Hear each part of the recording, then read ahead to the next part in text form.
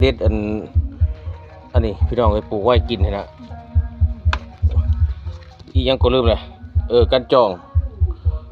สีตำเสร็จกระเปียกลูกชายมื้อนี้ลูกชายมาสวนมื้อนี้โอ้ยประจำการเด้อพี่น้องคืนจน2 โมงกลางคืนหาก็นอนลุกนี่หาก็ตื่นแต่นอน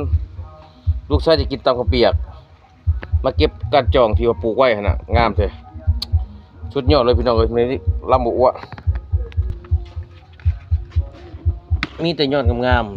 ๆคักขนาดเว้ยสิไปลวกตำใส่กับเส้นกระเปียกลูกชายท่านนี้ก็หลายจนมันแก่บ่เลยครับบ่ได้กินนี่เนี่ยไปล้างผักกินกับพี่น้องอันนี้แม่ให้จะลวกตำใส่กับเส้นกระเปียกนี่ล้างต้มเส้นกระเปียกพี่น้องลวกเส้นกระเปียกแล้วเดี๋ยวจะเอามาใส่โคกตัวนี้เฮาตำเครื่องเรื่อยๆเนาะมีผักกันจองอยู่ในนี้น้ำลายแตกก่อนแล้วลูกชายก็ย่านบ่อิ่มพี่น้องเอ้ยต้มสิอีกสูตรนึงอีก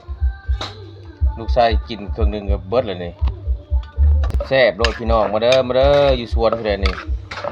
เมื่อยยามคืนป้องกันงานบุญคืนนี้จะ2 โมง 3 โมงจะมาฮอดเฮือนกินสมๆก่อนมื้อนี้มักฮุงก็สุกคักพี่น้องเอ้ยมักฮุงอยู่สวนนี่นะมักฮุงคั่งแน่นอันตันอยู่นี่สุก2 หน่วยปิดกินหน่วยนึงก่อนมาพี่น้องมาเต็มถาดเลยเรียบร้อยผักสลัดห่อก็มีนี่ตำเสร็จกระเปียกใส่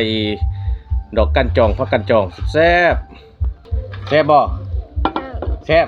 หนูโป้ว้า